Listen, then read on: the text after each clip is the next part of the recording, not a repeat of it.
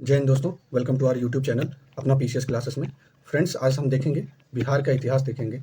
KBC nano का बिहार का इतिहास देखेंगे, जो कि बहुत ही महत्वपूर्ण बुक है आपके पीपीएससी के किसी भी एग्जाम के लिए, चाहे वो 70th पीपीएससी हो गया, सीडीपीओ हो गया, बिहार एसआई हो गई, बिहार टीचर हो गया, किसी भी एग्जाम के लिए ये बहुत ही इंपॉर्टेंट, बहुत ही महत्वपूर्ण बुक है। आज इसका करेंगे हम लोग बिहार का इतिहास। ठीक है दोस्तों, इसको पार्ट वाइज किया जाएगा और पार्ट वाइज पूरा इस बुक को कंप्लीट किया जाएगा। ठीक है दोस्तों, तो और एक और इनिशिएटिव अपने चैनल अपना पीसीएस क्लासेस पे चल रहा है। पॉलिटी की लास्ट 22 ईयर्स 22 साल के पीवाईक्यूज चल रहे हैं। तो आप ये 22 साल के पीवाईक्यूज पॉलिटी के देख सकते हैं। इनके 3 पार्ट ऑलरेडी अपलोड हो चुके हैं, इसका अलग प्लेलिस्ट है, आप प्लेलिस्ट से जाके दे सकते हैं। ठीक है दोस्तों, तो चलिए स्टार्ट करते हैं। ठीक है, तो प्राचीन बिहार देखेंगे। बिहार सदियों से प्राचीन भारत का गौरवशाली इतिहास और गर्वगृह रहा है। इसका मतलब ये हो गया कि बिहार सदियों से प्राचीन भारत के लिए गौरवशाली रहा है। ठीक है, गौरवशाली रहा है और ये गर्भगृह रहा है। ठीक है, ऐतिहासिक दृष्टि से बिहार प्राचीन भारत का एक समृद्ध और वैभवशाली क्षेत्र रहा है। प्रागैतिहासिक काल से ही यह मानव सभ्यता संस्कृति का एक महत्वपूर्ण केंद्र था। ठीक है, जिसके बाद इतिहास और सांस्कृतिक जीवन के निर्माण के लिए भूमिका रही है। ठीक है, इसमें आप देखेंगे प्राचीन इतिहास में बिहार के तीन प्रमुख महाजनपद हैं। ठीक है, महाजनपद जो 3 है प्रमुख, कौन कौन से हैं? मगध है, ठीक है, मगध, अंग है और वज्जी है। ठीक है दोस्तों, मगध, अंग और वज्जी। ठीक, और देखेंगे आप कि जो मगध और लिच्छवी गणराज के शासनकाल में जो कार्य पद्धति से भारत में आधुनिक जो प्रशासनिक व्यवस्था, एडमिनिस्ट्रेटिव जो सिस्टम था, प्रशासनिक व्यवस्था थी, कि ये शुरुआत हुई। कहाँ से हुई? ये मगध से हुई है। और कहाँ से हुई है? लिच्छवी से हुई है। ठीक है, और दुनिया का आप देखेंगे जो पहला जो गणराज्य जिसे रिपब्लिक कहा जाता है, फर्स्ट रिपब्लिक, जिसमें लोकतांत्रिक व्यवस्था का जनक किसको कहा गया है? वैशाली को कहा गया है। ठीक है, वैशाली को दुनिया का लोकतांत्रिक व्यवस्था का जनक कहा गया है। और जो वैशाली है ये बिहार का ही एक अभिन्न अंग है। और बिहार का वर्णन 2 महान ग्रंथ जैसे रामायण हो गया और महाभारत हो गया, रामायण हो गया, महाभारत हो गया, उसमें उल्लेख होता है। और रामायण में आप देखेंगे मर्यादा पुरुषोत्तम श्री राम जी ने बक्सर के निकट, ये जिला बहुत ही इंपॉर्टेंट है। ठीक है, बक्सर के निकट अपने गुरु ऋषि जो विश्वामित्र जी से उनसे गुरुकुल में अपनी शिक्षा ग्रहण की। ठीक, और बौद्ध धर्म के जो प्रवर्तक गौतम बुद्धा जी और जैन धर्म के 24वें तीर्थंकर महावीर जो थे, बिहार के ही ऐतिहासिक भूमि में ज्ञान की प्राप्ति हुई। ठीक है, ज्ञान की प्राप्ति इसी जगह पे हुई, बिहार के इसी जगह पे। ठीक है, जिसको एनलाइटमेंट बोलते हैं ना, एनलाइटमेंट, ये बिहार के इसी जगह पे हुई। कहाँ पे? वैशाली में। ठीक है दोस्तों, ये आगे देखेंगे इसमें बात किया गया है कि जो ये साक्ष्य की बात की, जो पुरातात्विक साक्ष्य, साहित्यिक साक्ष्य और यात्रा वृत्तांत और कुछ अन्य स्रोत उपलब्ध हैं, जैसे प्राचीन शिलालेख, स्मारक इमारतें, सिक्के, दानपत्र, ताम्रपत्र, राजकाज संबंधित दस्तावेज, विदेशी यात्रियों के यात्रा वृत्तांत जैसे कि हिंदुस्तान हो गए। ये उससे क्या होता है? विशेष महत्वपूर्ण स्रोत मिलते हैं, जिससे हमको हिस्ट्री के बारे में, आप सभी को हिस्ट्री के बारे में एक विस्तृत जानकारी मिल पाती है। ठीक है, तो प्राचीन बिहार के जो ऐतिहासिक कुछ स्रोत है जो 8वीं शताब्दी में जैसे रचित, जैसे शतपथ ब्राह्मण हो गया, परवर्ती काल में विभिन्न पुराण हो गया, जैसे अंगुत्य निकाय, दिग्ग निकाय के साथ बौद्ध ग्रंथ में विनय पिटका, जैन रचयिता में भगवती सूत्र। ठीक है, ये भगवती सूत्र में 16 महाजनपदास का उल्लेख है। अंगुत्य निकाय ये किसका था? अंगुत्य निकाय में ये आप देखें, ये भगवती जो सूत्र था, ये आपका देखेंगे आप जैन का ये टेक्स्ट है, जैन का टेक्स्ट है। ठीक है, जैन टेक्स्ट है। और जो ये अंगुत्य निकाय है, इसमें भी 16 महाजनपदास का उल्लेख है। और ये 16 महाजनपदास ये किसके लिए है? अंगुत्य निकाय ये बुद्धिस्ट के लिए, बुद्ध का ये बुक है। ठीक है दोस्तों, और आगे ये देखेंगे कि विभिन्न कालखंड के अनुसार बिहार में जो प्राचीन ऐतिहासिक को निम्न भागों में बांटा गया है, जैसे पूर्व पाषाण युग, मध्य पाषाण युग, नव पाषाण युग, ताम्र पाषाण युग, वैदिक काल और 6ठा महाजनपदास। ठीक है, ध्यान रखेंगे।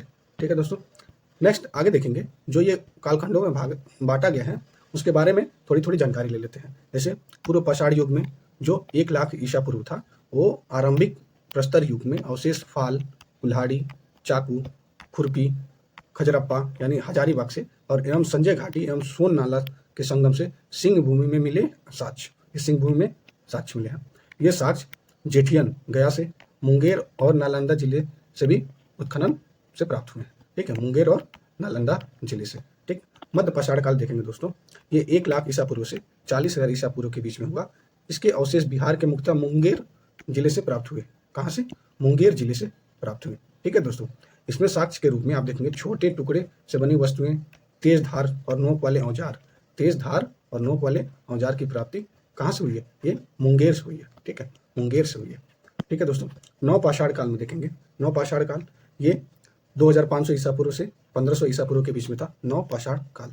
ठीक है, आप देखेंगे कि ये जो काल युग दिया हुआ है, ये युग मिलाने के लिए भी आ सकता है। तो एक आपको एक जानकारी होनी चाहिए कितने ईसा पूर्व और कितने ईसा पूर्व के बीच में ये कालखंड चीजें हुई हैं। इस काल में ऐतिहासिक साक्ष्य के रूप में पत्थर के बने सूक्ष्म औजार, जो पत्थर के जो बने थे, स्टोन के जो सूक्ष्म औजार जो बने थे उसकी प्राप्त हुई थे।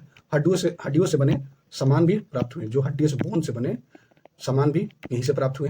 ठीक है, इस काल में अवशेष उत्तर बिहार में चिरांद, सारण जिला, उत्तर अवशेष में क्या मिला है? उत्तर बिहार में चिरांद, जो कहाँ? सारण जिला में, और चेचर वैशाली में प्राप्त हुआ है। ठीक है, चेचर कहाँ में? वैशाली में, और चिरांद सारण जिला में प्राप्त हुआ है। नेक्स्ट आइए देखते हैं, नेक्स्ट देखेंगे कि ताम्रपाषाण युग 1000 ईसा पूर्व से 900 ईसा पूर्व। ये देखें, इस काल में पाए गए काले और लाल मृदभांड। ठीक है, ब्लैक और रेड पोट्री। ठीक है, ब्लैक और रेड पोट्री दिया गया है। ये समान तौर पे हड़प्पा सभ्यता की विशेषता माने जाते हैं। ये हड़प्पा सभ्यता की विशेषता उसको माने, जो हड़प्पा सभ्यता 2500 BC से 1750 ईसा पूर्व तक। ठीक है, इसको ध्यान में रखेंगे। ठीक है दोस्तों, तो बिहार में इस युग में अवशेष चिरांद सारण में, चीचर वैशाली में, सोनपुर गया में, मुनेर पटना में, ताराडी बोधगया में, घोड़ा कटोरा राजगीर में, पांड समस्तीपुर में, सोनवार ये सासाराम, और यब ये भागलपुर में आदि में पाए जाते हैं। ये ध्यान रखेंगे, इंपॉर्टेंट है। तो चिरांद और बक्सर से पूर्वी उत्तर काले चमकीले मृदभांड प्राप्त मिले। चिरांद और बक्सर से पूर्वी उत्तरी काले चमकीले मृदभांड कहाँ से प्राप्त हुए?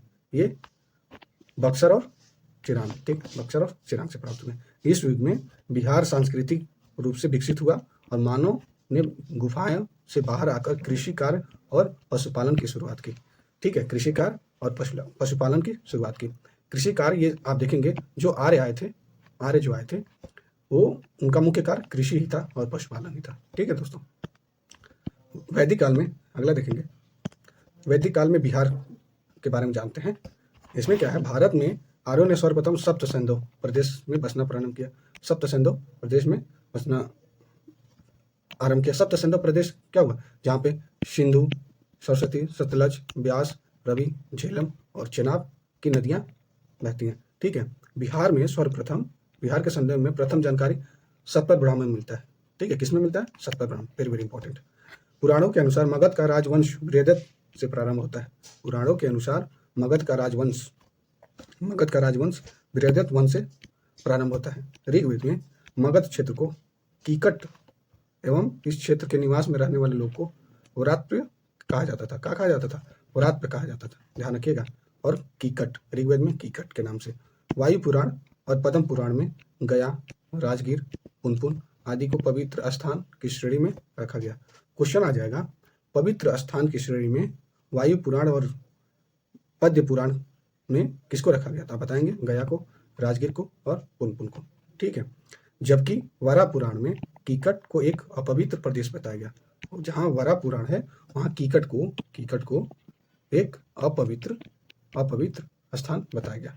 ठीक है दोस्तों, मगध का सर्वप्रथम उल्लेख अर्थवेद में, मगध का सर्वप्रथम उल्लेख, ये ध्यान रखेंगे, सर्वप्रथम उल्लेख अथर्ववेद में मिलता है। ठीक है, मगध महाजनपद में वर्तमान पटना, नालंदा, गया, औरंगाबाद और जहानाबाद एवं नवादा जिले में के क्षेत्र में शामिल है। ये कौन कौन से क्षेत्र में शामिल है?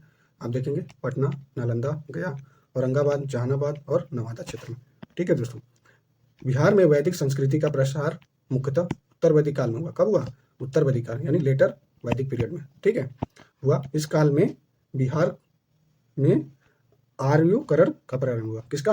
आर्योकरण का प्रारंभ हुआ। ठीक है, वेद में, उपनिषद में लाए गए आदर्श वाक्य क्या है? जैसे ओम भूर्भुवस्सुवः, ये गायत्री जो मंत्र है ये ऋग्वेद में लाया गया। ठीक है, ध्यान दीजिएगा। सत्यमेव जयते इंपॉर्टेंट है, वेरी वेरी इंपॉर्टेंट। सत्यमेव जयते आप देखेंगे ये किससे लाया गया सत्यमेव जयते, ये मुंडको उपनिषद। वसुदेव कुटुंबकम महोपनिषद, ठीक है, महोपनिषद। अतिथि देवो भव तैत्तिरीय उपनिषद, ठीक है, तैत्तिरीय उपनिषद, ठीक है। आप मातृदेव भव ये तैत्तिरीय उपनिषद में, ठीक है, दोनों ये तैत्तिरीय उपनिषद में।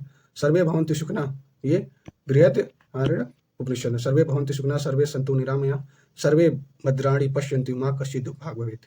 तो ये चीजें किसमें दिया हुआ है, बृहदारण्यक उपनिषद में। तमसो मा ज्योतिर्गमय ये भी किसमें दिया हुआ है, बृहदारण्यक उपनिषद, ठीक है। ये दोनों इसी उपनिषद में मेंशन किया गया, ठीक है दोस्तों। आगे देखते हैं आर्यों के विदेह क्षेत्र जो मिथिलांचल है, जो आर्यों के विदेह क्षेत्र मिथिलांचल में बसने की चर्चा कहाँ किसमें की गई, शतपथ ब्राह्मण में, ठीक है, ध्यान दीजिएगा। और इसमें विदेह माधव द्वारा अपने पुरोहित गौतम रघुगण के साथ अग्नि वैश्वानर का पीछा करते हुए शतानीरा जिसको गंडक कहा जाता है, अभी हाल ही के आधुनिक काल में गंडक कहा जाता है, तक पहुंचने का वर्णन है। और यजुर्वेद में सबसे पहले विदेह राज का उल्लेख है, वेरी वेरी इंपॉर्टेंट। यजुर्वेद में सबसे पहले विदेह राज का उल्लेख है। वाल्मीकि रामायण में आप देखेंगे मलद और करुणा शब्द का उल्लेख बक्सर के लिए किया गया। किसके लिए किया गया, बक्सर, ठीक है, बक्सर के लिए किया गया है। और जहां ताड़का राक्षसी का वध हुआ, जहां पे कहां पे हुआ, बक्सर जिले में ही ताड़का राक्षसी का क्या हुआ, वध हुआ, ठीक है।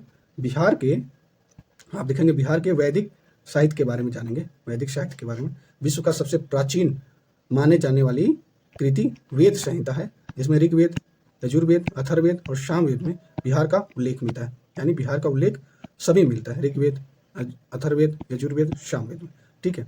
वेदों की संहिता देखेंगे दोस्तों, वेदों की संहिता में रचित ब्राह्मण ग्रंथ ऐत्रेय और तैत्तिरीय आदि हैं, जिसमें बिंबिसार के पूर्व की घटना की जानकारी प्राप्त होती है, ठीक है, बिंबिसार की पूर्व की घटनाओं की जानकारी प्राप्त होती है, ठीक है दोस्तों, ये है।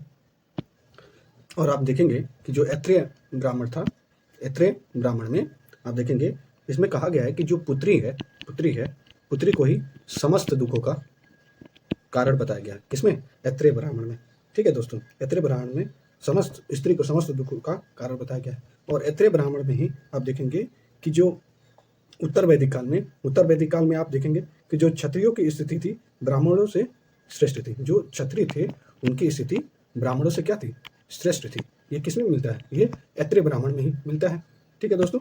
और आप देखेंगे और ऐत्रेय ब्राह्मण का जो संकलनकर्ता कौन थे, ये महिदास जी थे, महिदास जी, ठीक है दोस्तों, ध्यान रखेंगे। और आप देखेंगे जो शतपथ ब्राह्मण था, शतपथ ब्राह्मण में कुछ जानकारी ले लेते हैं। जो शतपथ ब्राह्मण में आप देखेंगे कि इसमें स्त्रियों को अर्धांगिनी कहा गया, अर्धांगिनी कहा गया, ठीक है, ये शतपथ ब्राह्मण में ही कहा गया, ठीक है दोस्तों। और आप देखेंगे जो तैत्तिरीय उपनिषद था, तैत्तिरीय ब्राह्मण ग्रंथ में आप देखेंगे इसमें, और आप देखेंगे जो तैत्तिरीय संहिता से आपको पता चलता है कि जो कुशीद शब्द था, कुशीद शब्द इसका मतलब था ऋण के लिए जो लिया जाता था उसको क्या बोलते थे, शब्द जो होता था उसको कुशीद बोला जाता है, ठीक है दोस्तों। ये आप एक छोटा सा एक्सप्लेनेशन देख लिए, ठीक है आप। और देखेंगे वैदिक काल में जो नदियाँ थी उसको इस समय क्या बोला जाता है, जो प्राचीन काल की नदियाँ थी इस समय उनका नाम क्या है, ठीक है। जो सतलज थी उस समय प्राचीन काल में शतुद्री बोला जाता था, व्यास को विपाशा, रावी को पुरुषिणी, ठीक है, इंपॉर्टेंट है, झेलम को बितास्ता, चेनाब को अश्किनी, गंडक को शतानीरा, सिंध को सिंधु, घग्गर को दृश्यदती, क्या बोलते थे, दृश्यदती, इंपॉर्टेंट है, ठीक है। अब अगला देखेंगे आर्य द्वारा क्षेत्र का नामकरण, जो क्षेत्र का नाम दिया गया था, हरियाणा पंजाब क्षेत्र को ब्रह्मवर्त, गंगा यमुना द्वाब को ब्रह्मर्षि क्षेत्र, हिमालय और विंध्य क्षेत्र को मध्य क्षेत्र, और बिहार बांग्ला क्षेत्र को आर्यवर्त क्षेत्र कहा जाता था। किसके द्वारा, आर्य द्वारा, ठीक है। आइए देखते हैं महाजनपद के बारे में, देखते हैं जो बिहार का महाजनपद है उसके बारे में जानते हैं। जो बुद्ध का जन्म हुआ था, जो जन्म से पूर्व लगभग 6ठी शताब्दी में भारतवर्ष 16 महाजनपदों में बांटा गया, ठीक है, जिसका उल्लेख बौद्ध ग्रंथ के अंगुत्तर निकाय में मिलता है, ठीक है, बौद्ध ग्रंथ के अंगुत्तर निकाय में मिलता है। और जैन के आप भगवती सूत्र में देखेंगे, उस समय भारत में 16 महाजनपदों में से 3 मगध, अंग और वज्जी बिहार में थे। किस में थे? बिहार में थे। और अंग के बारे में हम जान लेते हैं। और अंग के बारे में ये चीज़ें दी हुई हैं कि जो अंग था, एक मिनट, अंग राज्य का सर्वप्रथम उल्लेख अर्थवेद में मिलता है। भागलपुर के समीप स्थित स्थान को हिनशांग चननपो को कहता था। ठीक है, क्या कहता था? चननपो कहता था। और अंग राज्य में कुल 25 राजा हुए, जिसमें पहला आर्य राजा तितुछड़ी कौन था? तितुछड़ी था। ठीक है। अंग जनपद की राजधानी चंपापुरी, आधुनिक बिहार में भागलपुर और मुंगेर शामिल है। ठीक है, ध्यान रखिएगा। महाभारत में चर्चित कुंती पुत्र कर्ण यहाँ का अंतिम राजा था। कौन यहाँ का अंतिम राजा था? ये कर्ण, जिससे मैं बहुत ही प्रभावित हूँ। कर्ण एक योद्धा जिसने अपने मित्र के लिए सब कुछ न्यौछावर कर दिया। ठीक है, देखिएगा, आपको कभी समय मिले तो आप महाभारत देखिए, उसमें आपको बहुत ही एनर्जी मिलेगी। ठीक है दोस्तों, तो ये अगला देखते हैं। महाभारत में चर्चित ये हो चुका। महाभारत युद्ध के पश्चात अंग मगध राज्य के बीच लगातार संघर्ष होता रहा है। इस दौरान राज्य के अंतिम 3 राजा जो दधिवाहन, द्रदवर्मन और ब्रह्मदत्त थे। ये 3 राजा थे अंग के अंतिम। दधिवाहन की पुत्री चंदना जैन धर्म महावीर से प्रेरित होकर स्वीकार करने वाली प्रथम महिला थी। कौन थी? चंदना थी। कौन? चंदना।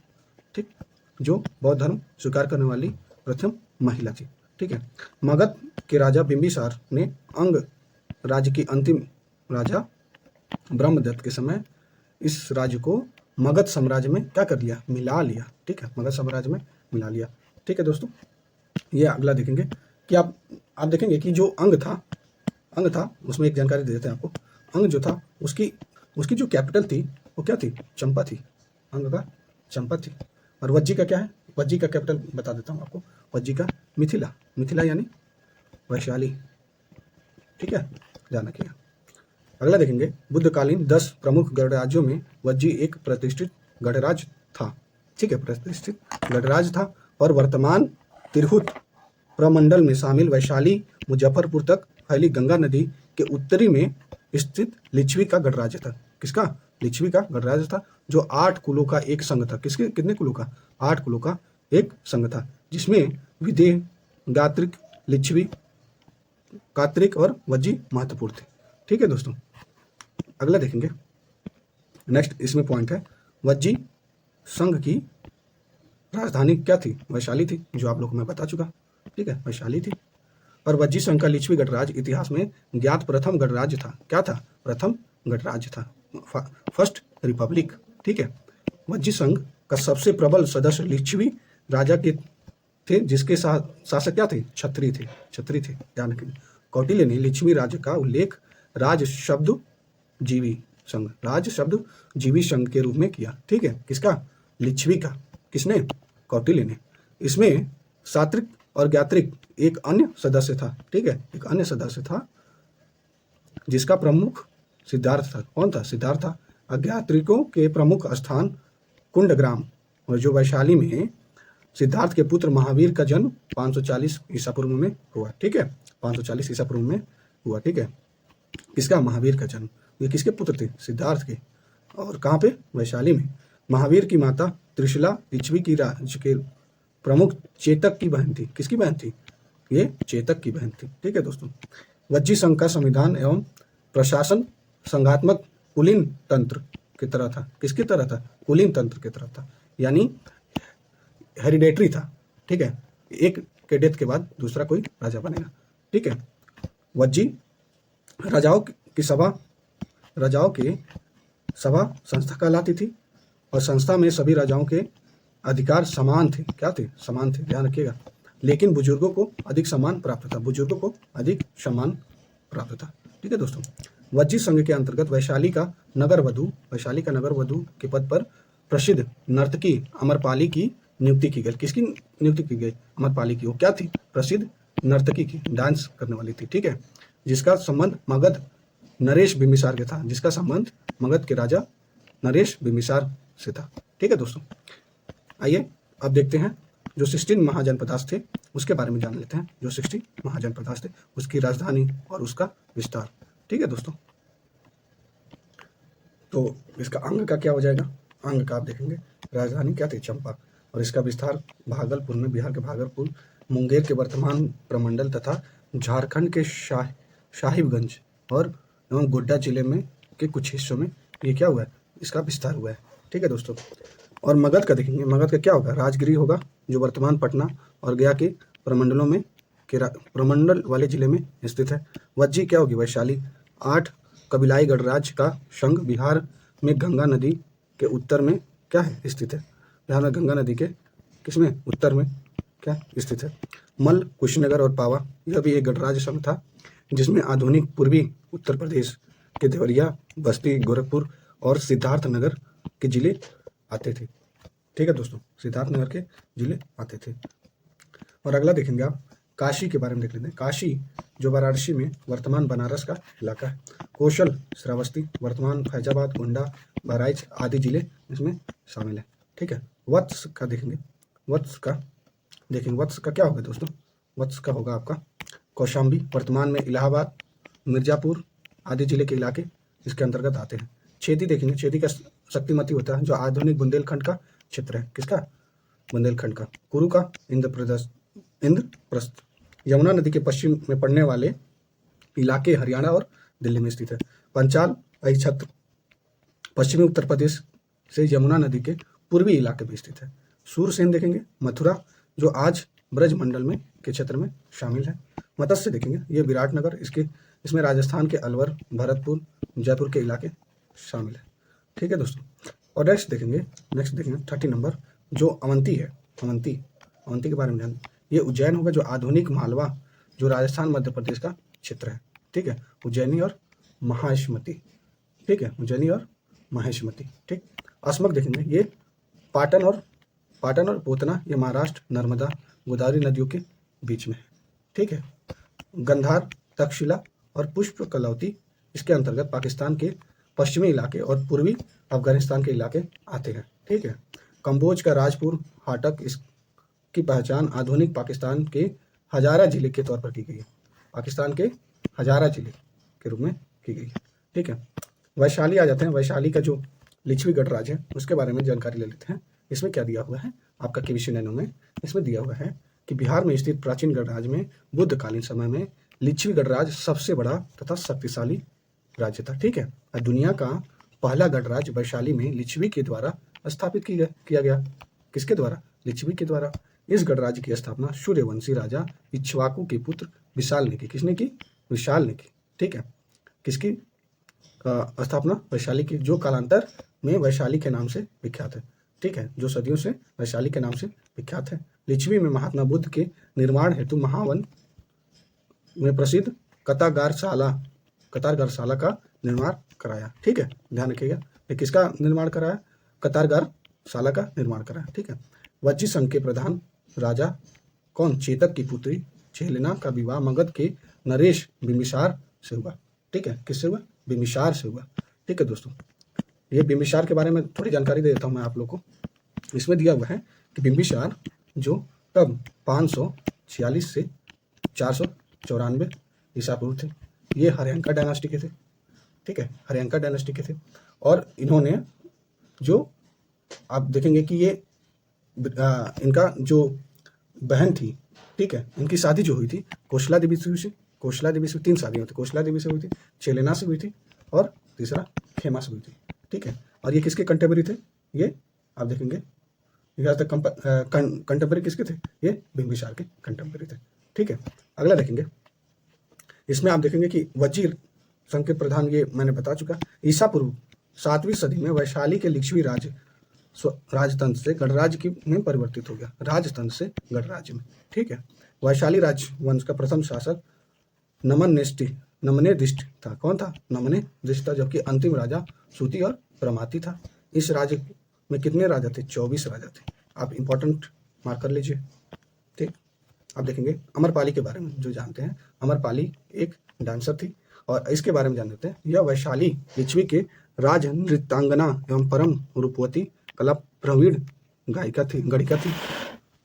इस युग में राज नर्तकी का पद बड़ा गौरवपूर्ण एवं सम्मानित माना जाता था।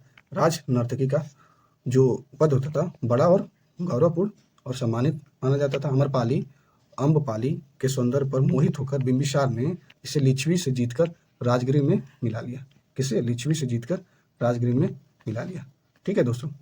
और इसके बाद अमरपाली को महात्मा बुद्ध ने अपने संघ में किसको भिक्षुड़ी के रूप में प्रवेश दिया और उसे आर्य अम्बा कहकर संबोधित किया। वेरी इंपॉर्टेंट, आर्य अम्बा कहकर किसे संबोधित किया गया? ये अमरपाली को, ठीक है, संबोधित किया। अमरपाली बौद्ध संघ की प्रवेश करने वाली दूसरी महिला थी। ठीक है, दूसरी महिला थी। ऊपर हम प्रथम महिला की बात कर सकते हैं, किए हैं, जो कौन था?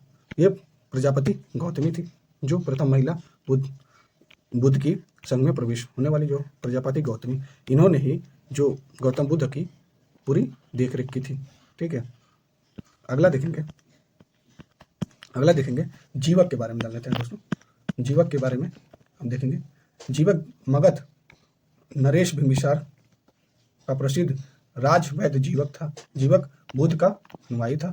इसकी माता का नाम सलावती था, जो राजगृह की कौन थी? गणिका थी। ऐसा माना जाता है कि उसके जन्म के बाद जो सलावती ने उसे क्या गुड़ और कूड़े पर फेंक दिया, मतलब कूड़े पर फेंक दिया, कूड़े में फेंक दिया, जिसे बिंबिसार का पुत्र राजकुमार अक्षय ने उठाकर घर लेकर आया। किसने घर लेकर आया? राजकुमार अक्षय ने घर उठाकर लाया और उसका पालन पोषण करने के बाद बिंबिसार ने जीवक को तक्षशिला यानी कश्मीर में शिक्षा के लिए भेज दिया। उसके बाद शिक्षा में भेजने के बाद जो आयुर्वेद पर विशद अध्ययन किया। किस पे? ये आयुर्वेद पे विशद अध्ययन किया और उसके बाद जीवक एक प्रख्यात चिकित्सक बना और राजवैद्य बना और राजगृह के निकट अम्बवन में अपना चिकित्सालय खोला। कहाँ पे चिकित्सालय खोला? अम्बवन में। और जहाँ महात्मा बुद्ध से उसकी मुलाकात हुई और उसका और जो जीवक था और बुद्ध जी की अनुयायी बन गया। चिकित्सकीय प्रवीणता के कारण बिंबिसार ने जीवक को अवंती के रोगग्रस्त राजा प्रद्योत की चिकित्सा के लिए भेजा। ठीक है दोस्तों, नेक्स्ट देखते हैं। प्राचीन काल में जो धर्म आंदोलन हुए, इस धर्म आंदोलन में आप देखेंगे कि बुद्धिज्म हुआ, जैनिज्म हुआ, शैविज्म हुआ। ये जो धर्म आंदोलन हुए उसके बारे में हम जानकारी एक संक्षिप्त में लेंगे। इसमें आइए देखते हैं। इसमें दिया हुआ है कि जो छठी ईसा पूर्व शताब्दी के आसपास चिंतन धाराओं ने जन्म लिया, जिसे इतिहास में धार्मिक सुधार के नाम से जाना जाता है, क्योंकि वैदिक उत्तर काल में कर्मकांडीय जटिलताओं और जातीय विषमताओं के प्रभाव के कारण समाज में अनेक बुराइयां से ग्रसित हो चुका था। ठीक है, जिसमें लोग क्या करते थे? छुटकारा पाने के लिए लोगों ने बौद्ध और जैन धर्म को एक के रूप में अपनाना चालू कर दिया। और बौद्ध और जैन धर्म ने जब शांति और सामाजिक समरसता का प्रचार किया तो लोगों ने इसे खुले दिल से स्वागत किया। ठीक है, तो आप ये देखेंगे कि ये बिकॉज ऑफ दी कर्मकांडीय जटिलताओं और जातीय विषमताओं, जाति में इतनी विषमताएं थी, कोई शूद्र है, कोई वैश्य है, कोई क्षत्रिय है, कोई ब्राह्मण है, तो इसमें इतनी विषमताएं हो गई थी और कर्मकांडीय जटिलताओं की वजह से बौद्ध और जैन धर्म और अन्य धर्मों का क्या हुआ? आंदोलन हुआ, जिसमें एक बौद्ध धर्म है। आइए बौद्ध धर्म के बारे में जानते हैं। बौद्ध धर्म आप देखेंगे कि बौद्ध धर्म में जो गौतम बुद्ध जी और उनको 567 ईस्वी से 487 ईसा पूर्व क्या हुआ? इनका जन्म हुआ। इनके पिताजी क्या नाम था? पिताजी का नाम था ये सुदोधन नाम था। क्या था? सुदोधन नाम था। ये शाक्य डायनेस्टी के थे। ठीक है दोस्तों, शाक्य डायनेस्टी के थे। और इसमें इनकी माता का नाम था क्या नाम था? माता का नाम माया देवी था। और इनका जो पालन पोषण जो किया उसका क्या नाम था? प्रजापति गौतमी नाम था। और एक और बता देता हूँ मैं, ये जो इन्होंने फर्स्ट सरमन वो कहाँ किया था? सारनाथ में किया था फर्स्ट सरमन। ठीक है, और इनकी वाइफ जो थी उनका क्या नाम था? यशोधरा था।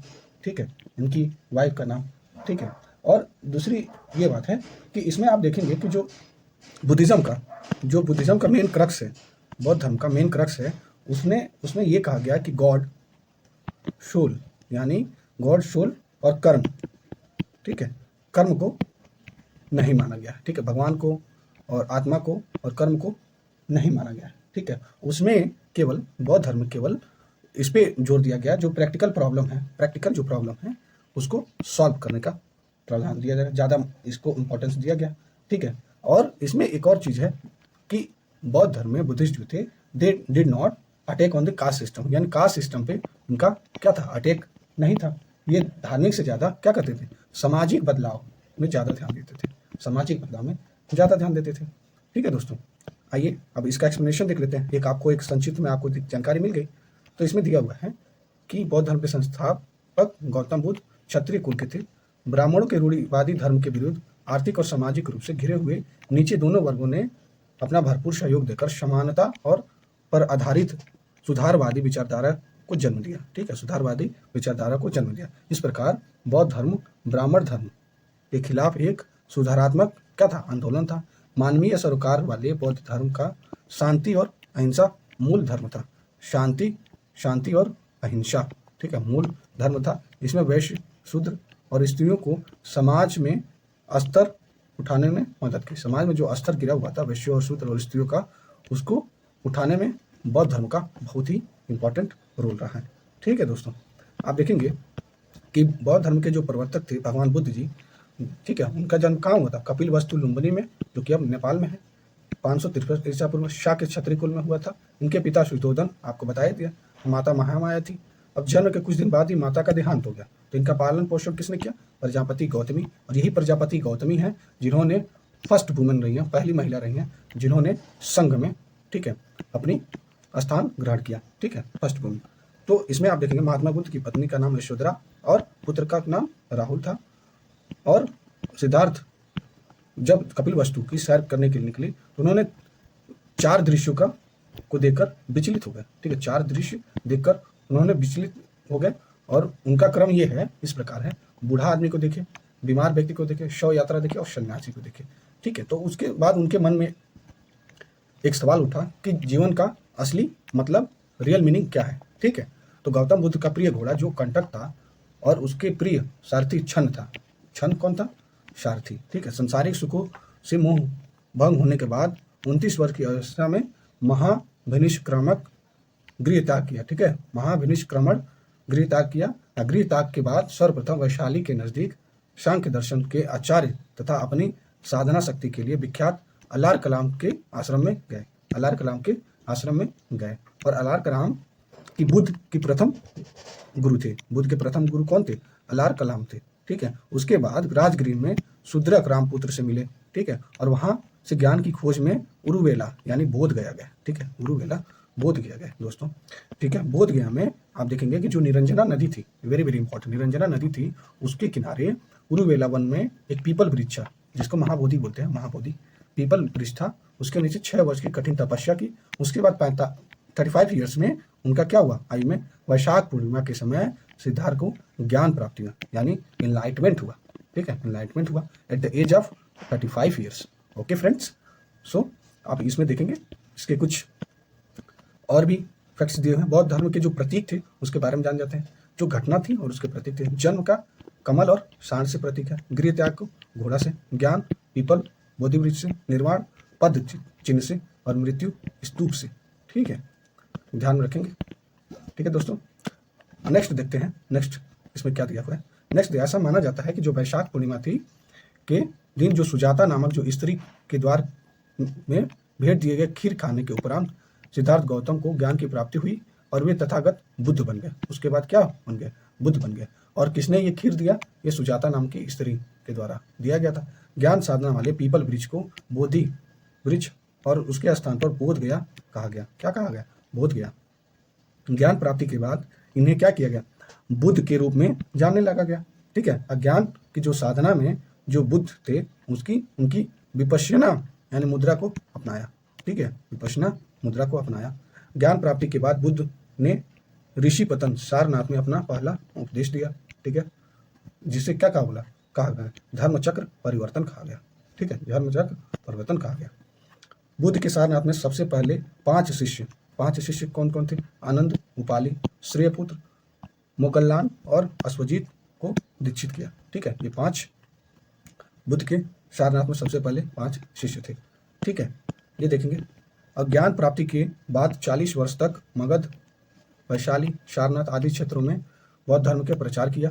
बौद्ध धर्म में अपने जीवन को सर्वाधिक उपदेश कौशल क्षेत्र की राजधानी श्रावस्ती में दिए। ठीक है, सबसे ज्यादा उपदेश श्रावस्ती में दिए और मगध को प्रचार का केंद्र बनाया। प्रचार का केंद्र किसको बनाया? मगध को। और रत्नागिरी जो राजगिरी में महात्मा बुद्ध का प्रिय निवास था, जो गृद्धकूट के नाम से प्रसिद्ध था। किसके नाम से? गृद्धकूट के नाम से, जो महात्मा बुद्ध का प्रिय निवास था। गौतम बुद्ध के राजा शिष्य अनुयायी थे, वो कौन थे? बिंबिसार, अजातशत्रु, प्रसेनजीत और उदयन, ये थे। ठीक है, इंपॉर्टेंट है, ध्यान रखिएगा। महात्मा बुद्ध ने बोध गया में तुपस्तु मल्लिन नाम के 2 सौदागर बंजारे को अपना शिष्य बनाया। ये दोनों क्या थे? शूद्र थे। ठीक है, नाम याद रखिएगा। इस तरह बुद्ध ने अपने 2 शूद्रों को बौद्ध धर्म में सर्वप्रथम अनुयायी बनाया। ठीक है दोस्तों, सर्वप्रथम अनुयायी बनाया। ठीक है, बौद्ध धर्म के अनात्मवादी हैं। ठीक है, बौद्ध धर्म अनात्मवादी है और इसमें आत्मा की परिकल्पना नहीं की गई, शोल की। पुनर्जन्म में विश्वास करता है, जबकि वर्ण व्यवस्था और जाति प्रथा का विरोध करता है। वर्ण व्यवस्था और जाति प्रथा का विरोध करता है। ठीक है, पुनर्जन्म में विश्वास। ठीक है, बुद्ध के जन्म और मृत्यु की तिथि चीनी परंपरा के कंटोक अभिलेख के आधार पर निश्चित की गई। ये चीनी परंपरा के कंटोन अभिलेख में निश्चित की गई। ठीक है, बौद्ध धर्म के बारे में जानकारी पाली भाषा में रचित त्रिपिटक से प्राप्त होता है। ठीक है, और बौद्ध धर्म के त्रिरत्न है, बुद्ध, धम्म और संघ। ठीक है दोस्तों, बौद्ध धर्म के उपदेश पाली भाषा में दिए गए हैं। ठीक है, बौद्ध धर्म के जो उपदेश हैं पाली भाषा में दिए गए हैं और पावा कुशीनगर के समीप चुंद नामक व्यक्ति के द्वारा खिलाए गए सुकर माधव, यानी जो सुअर का मांस से महात्मा बुद्ध के उदर में विकार से पीड़ित हुए और वहीं पर 80 वर्ष की आयु में वैशाख पूर्णिमा के दिन 483 ईसा पूर्व में उनकी मृत्यु यानी महापरिनिर्वाण हो गया। ठीक है, ये शुकर माधव खाने की वजह से हुआ था। ये कहाँ पे? पावा कुशीनगर। ठीक है, बुद्ध की मृत्यु की महापरिनिर्वाण कहा जाता है। बुद्ध की मृत्यु को क्या कहा जाता है? महापरिनिर्वाण कहा जाता है। महापरिनिर्वाण के उपरांत बुद्ध के अवशेष अस्थियां 8 भागों में विभाजित कर दी गई और विभाजित करके 8 जगह इसे रखा गया, जो कुशीनगर, वैशाली, कपिलवस्तु, पावागढ़, अलकल्प, रामग्राम, राजगीर और वेट द्वीप है।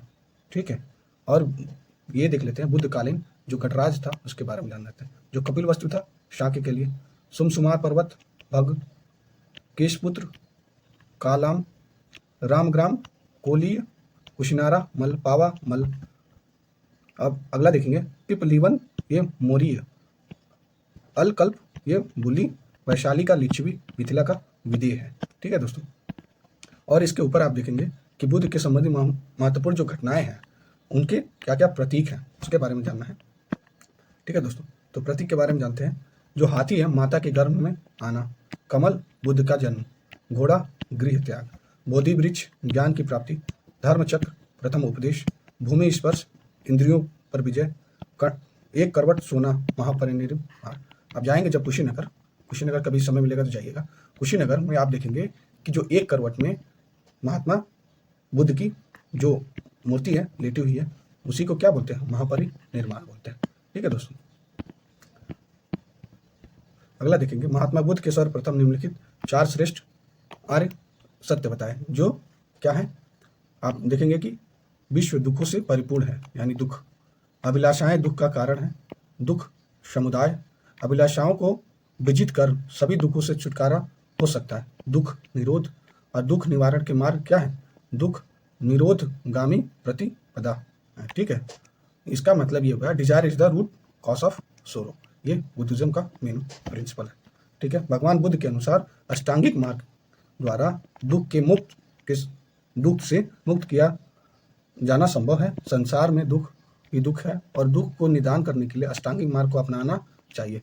जो 8 फोल्ड पाथ है उसको क्या करना चाहिए? अपनाना चाहिए। 8 फोल्ड पाथ देख लेते हैं जिसके कारण से दुख का निवारण किया जा सकता है। जो सम्यक दृष्टि है, सम्यक संकल्प, सम्यक वाणी, सम्यक कर्मांत, सम्यक आजीव, सम्यक व्यायाम, सम्यक स्मृति, सम्यक समाधि, ये अष्टांगिक मार्ग है। बुद्ध के अनुसार जो अष्टांगिक मार्ग है उसके पालन करने से मानव इस संसार की तृष्णा से मुक्त हो जाता है, कि जो डिजायर होती है उससे क्या हो जाता है? मुक्त हो जाता है और मोक्ष प्राप्त कर देता है, यानी साल्वेशन को क्या कर सकता है? प्राप्त कर सकता है।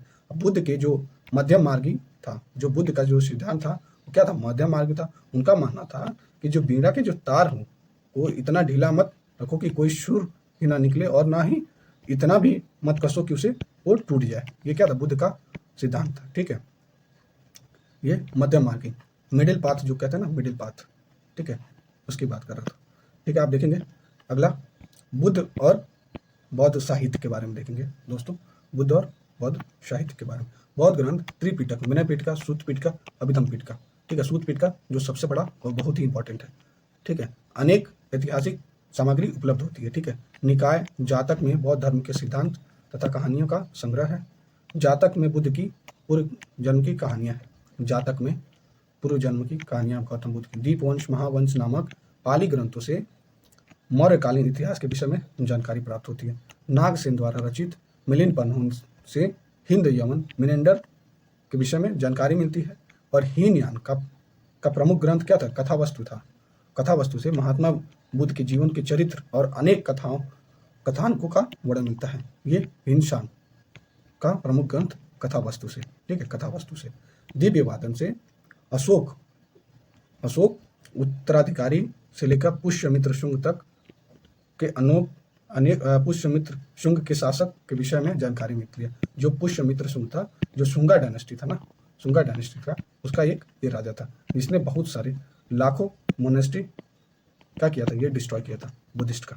ठीक है दोस्तों, फायान, शुंगयान, हैंगशांग और इत्सिंग प्रसिद्ध क्या थे? चीनी यात्री थे। ध्यान रखेंगे, चीनी यात्री फायान चंद्रगुप्त द्वितीय विक्रमादित्य के दरबार में आए थे। ठीक है, चीनी यात्री आप देखेंगे, चीनी यात्री जो हिंशांग राजा हर्षवर्धन के शासनकाल में आया था तथा उसके 16 वर्ष तक निवास कर विभिन्न स्थानों पर क्या की? यात्रा की। हिंशांग ने 6 वर्ष तक नालंदा विश्वविद्यालय से शिक्षा प्राप्त की और इसके यहाँ वृत्तांत का शी युकी नामक से जाना जाता है। वृत्तांत को, इसके यात्रा को वृत्तांत को शी युकी के नाम से जाना जाता है। इसमें 139 देशों का विवरण मिलता है। जो आप नालंदा विश्वविद्यालय देख रहे हैं, ये बख्तियार खिलजी के द्वारा डिस्ट्रॉय किया था। जो बख्तियार खिलजी ने डिस्ट्रॉय किया, अभी आप देखे होंगे राजगीर में अपने प्रधानमंत्री मोदी जी विजिट किए थे। ठीक है, ये नालंदा विश्वविद्यालय के अवसर पर। ये इत्सिंग जो 7वीं शताब्दी में देखेंगे के अंत में भारत आया। इत्सिंग कब आया? 7वीं शताब्दी के अंत में भारत आया। इसके विवरण से ज्ञान होता है कि भारत में बौद्ध तीर्थ स्थानों की संख्या, बौद्ध तीर्थ स्थानों की यात्रा तथा बौद्ध धर्म के बारे में जानकारी प्राप्त करने आया था। ठीक है, बौद्ध धर्म के बारे में। बौद्ध धर्म के परवर्ती धार्मिक संप्रदाय क्या क्या है आप देख लेंगे। संप्रदाय और संस्थापक दिए हुए हैं। आजीवक कौन था? मक्खली गोशाल था। ये मक्खली गोशाल था। घोर अक्रियवादी पूरन कश्यप, भौतिकवादी अजीत केश कंबल लीन, संदेहवादी ये संजय विलठल पुत्र संजय विठल पुत्र ये संदेहवादी। नित्यवादी कौन था? पकुधक कच्चायन था। ठीक है, अगला देखेंगे। महात्मा बुद्ध ने सर्वप्रथम निम्नलिखित 4 श्रेष्ठ आर्य बताए। ठीक है, 4 श्रेष्ठ आर्य बताए। ठीक है, उसमें क्या था, कौन कौन सा, ये आप देख चुके हैं, ये कंप्लीट हो चुका है। एक minute, wait a minute. Bihar के ये साहित्य देख चुके हैं, आजीवक भी देख चुके हैं। यस, आप देखेंगे बौद्ध संगीतियाँ देखेंगे, जो बौद्ध के जो संगीतियाँ थी। ठीक है, उसको देखा जाएगा। इसमें प्रथम, द्वितीय, तृतीय और चतुर्थ 4 हुए थे। इसमें सबसे पहले प्रथम देख लेते हैं। प्रथम का स्थान राजगीर था। ठीक है, सप्तपर्णी गुफा के पास, और इसका समय 483 ईसा पूर्व। इसका अध्यक्ष महाकश्यप था और शासन किसके काल में? अजातशत्रु के, जो हरेंग डायनेस्टी का था। इसका उद्देश्य क्या था? बुद्ध के उपदेशों को 2 पिटकों सूत पिटक और विनय पिटक में क्या करना? संकलित करना। द्वितीय देख लेते हैं। इसका स्थान वैशाली था। समय 383, 483 से 383, ध्यान रखिएगा। अध्यक्ष सबकामी था। शासनकाल कालाशोक शिशुनाग वंश का। उद्देश्य बौद्ध धर्म का अस्थावीर और महासंघिका 2 भागों में विभाजित हो गया। ठीक है, विभाजित हो गया। ठीक है दोस्तों, अगला देखेंगे जो थर्ड वाला था। थर्ड में आपको मिलेगा कि तृतीय स्थान पे, तृतीय जो संघ हुआ था उसका स्थान क्या था? पाटलिपुत्र था। ठीक है दोस्तों, पाटलिपुत्र था। समय 251। अध्यक्ष मोगली पुत्र तिष्य था। शासनकाल में अशोक मौर्य वंश का। उद्देश्य क्या था? संघ भेद के विरुद्ध कठोर नियमों का प्रतिपादन। और तीसरा पिटक, अभिधम पिटक को जोड़ना। अभिधम पिटक को क्या करना? जोड़ना था। चतुर्थ में देखेंगे जो कि बिहार से बाहर हुआ था, ये कश्मीर कुंडलवन में, कश्मीर जब कहाँ है, कुंडलवन में, जो समय लगभग इस समय 1 ईसा पूर्व के समय हुआ था। इसके अध्यक्ष कौन थे, पशुमित्र और अश्वघोष, ठीक है, उपाध्यक्ष है। इसके शासनकाल में, कनिष्क के शासनकाल में, कनिष्क कौन से वंश का था, कुषाण वंश का था। और इसका उद्देश्य क्या था चतुर्थ का, कि बौद्ध धर्म का जो 2 संप्रदायों का था, हीनयान और महायान में क्या करना, विभाजन करना, ठीक है दोस्तों, हीनयान और महायान का विभाजन करना था, ठीक है दोस्तों। आइए हम देख लेते हैं जो महायान और हीनयान था उसका क्या अंतर था, ठीक है, अंतर आइए देख लेते हैं। जो मानव जाति के कल्याण पर आधारित धर्म, परोपकार एवं निस्वार्थ सेवा का परम लक्ष्य था, ठीक है, ये महायान का हो गया। बुद्ध एक देवता के रूप में स्वीकार, बोधिसत्व की अवधारणा परम आदर्श था, ठीक है। मूर्ति पूजा पर प्रबल पक्षधर, मूर्ति पूजा पे प्रबल पक्षधर, अनेक भिक्षुओं के मंदिर बनाए, धार्मिक भाषा संस्कृत, विश्वास पर आधारित संप्रदाय। 8वां देखेंगे, सर्वाधिक महत्व गृहस्थ जीवन को दिया गया, गृहस्थ जीवन को सर्वाधिक महत्व दिया गया। और जीवन का अंतिम लक्ष्य स्वर्ग प्राप्ति था, क्या था, स्वर्ग प्राप्ति था, ठीक है दोस्तों, जीवन का अंतिम लक्ष्य। 10वां देखेंगे, इसमें दिया हुआ है कि जापान, कोरिया, चीन, मंगोलिया, ठीक है, जापान, कोरिया, चीन, मंगोलिया, तिब्बत में प्रसारित था, ठीक है, तिब्बत में प्रसारित था, ये इतनी जगह पे क्या था, प्रसारित था, ठीक है। हीनयान का देख लेते हैं दोस्तों। ये व्यक्तिवादी धर्म की अवधारणा को मानते थे और स्वार्थपरता पर अत्यधिक था, ठीक है, स्वार्थपरता पर अत्यधिक था। बुद्ध एक पवित्र विचारक और महान व्यक्ति थे, ये व्यक्ति के रूप में मानते थे, ये महायान देवता के रूप में। यानी महान कौन होगा, देवता होगा, तो यहाँ से देवता को जोड़ लेंगे आप। और हीनयान एक पवित्र विचारक और महान व्यक्ति के रूप में स्वीकार करते थे। अरहत पद की प्राप्ति परम आदर्श था, अरहत पद की प्राप्ति और परम आदर्श था। और मूर्ति पूजा के विरुद्ध थे, ठीक है, मूर्ति पूजा के ये विरुद्ध थे। जो देवता होगा वही तो मूर्ति पूजा के पक्ष में होगा, आप यहाँ से याद कर सकते हैं महायान का। तो हीनयान में मूर्ति पूजा नहीं थी, किसी मंदिर का निर्माण नहीं किया। यहाँ पे आप देखे होंगे जब मूर्ति होगी ही नहीं तो किसी मंदिर का क्या होगा, निर्माण ही नहीं होगा। यहाँ पे निर्माण होगा क्योंकि यहाँ पे देवता है तो मूर्ति है, मूर्ति पूजा है तो मंदिर है यहाँ पे। और आप देखे होंगे कि जहाँ देवता होंगे वहीं तो संस्कृत के श्लोक होंगे, आप एक तरीके से रिलेट करके पढ़ सकते हैं। यहाँ की धार्मिक भाषा पाली थी, यहाँ तर्क पर आधारित संप्रदाय था, ये तर्क पे आधारित संप्रदाय था, ये विश्वास पे आधारित संप्रदाय था। सामाजिक महत्व संन्यास जीवन को दिया गया, सर्वाधिक महत्व किसको, संन्यास जीवन को दिया गया। जीवन का अंतिम लक्ष्य क्या था, मोक्ष प्राप्ति करना, और यहाँ पे स्वर्ग प्राप्ति करना। जावा, श्रीलंका, म्यांमार में प्रसारित हुआ, ये जावा, श्रीलंका, म्यांमार में ही प्रसारित हुआ। लेकिन महायान बहुत ही जगह जैसे कि जापान, कोरिया, चीन, मंगोलिया, तिब्बत में ये प्रसारित हुआ, ठीक है दोस्तों। अगला देखेंगे, नेक्स्ट देखेंगे, इसमें दिया हुआ है कि नेक्स्ट किसकी बात करते हैं। लिंग पूजा का प्रथम प्रमाण, सर्वप्रथम प्रमाण मत्स्य पुराण में मिलता है, ठीक है। महायान संप्रदाय के लोग तिब्बत, चीन, कोरिया, मंगोलिया, जापान में रहते हैं। और हीनयान संप्रदाय के लोग श्रीलंका, म्यांमार, जावा आदि देश में फैले हुए हैं। बौद्ध धर्म में एक शाखा वज्रयान प्रचलित हुई जो 7वीं शताब्दी में तंत्र मंत्र से युक्त थी। तंत्र मंत्र से क्या था, युक्त था, जिसका प्रमुख केंद्र कहाँ था, भागलपुर जिला बिहार में स्थित था, जो विक्रमशिला विश्वविद्यालय था। कौन था, विक्रमशिला विश्वविद्यालय, ठीक है। अगला देखेंगे, जो संघ की सभा में प्रस्ताव का पाठ होता था, संघ की सभा में प्रस्ताव का क्या होता था, पाठ होता था। प्रस्ताव पाठ को अनुशासन कहते थे, क्या कहते थे, अनुशासन कहते थे। सभा की वैधता के लिए न्यूनतम संख्या कितनी थी, 20 थी, और संख्या क्या बोला जाता, कोरम कहा जाता था, वेरी वेरी इंपॉर्टेंट। संघ में प्रविष्ट होने को उपसंपदा कहा जाता था, उपसंपदा कहा जाता था। बौद्ध धर्म का संगठन गणतंत्र प्रणाली पर आधारित था, किस पे, गणतंत्र प्रणाली पे। बौद्ध के लिए महीने के 4 दिन अमावस्या, पूर्णिमा, 2 चतुर्थी दिवस अवकाश के दिन होते थे, ठीक है, अवकाश के दिन होते थे। बुद्ध के पंचशील सिद्धांत का वर्णन छंदोग्य उपनिषद में मिलता है, ठीक है दोस्तों। ये आपका कंप्लीट हो चुका, बुद्धिस्ट कंप्लीट हो चुका, आप देखे होंगे। जो वैदिक काल में जो बिहार था वो भी कंप्लीट हो चुका, महाजनपद जो था वो भी कंप्लीट हो चुका, ठीक है, और बुद्धिस्ट कंप्लीट हो चुका। अगला वीडियो में आप देखेंगे दोस्तों, अगले वीडियो में आप देखेंगे कि जो जैन धर्म के बारे में, और जो मगध जो साम्राज्य और मौर्य काल में बिहार और मौर्योत्तर काल में बिहार। ये चारों आपके नेक्स्ट पार्ट में आएंगे। ठीक है दोस्तों, और आप अपने चैनल से जुड़ सकते हैं और इसके लिए अलग मैं प्लेलिस्ट बना दे रहा हूँ। ठीक है दोस्तों, चलिए जय हिंद।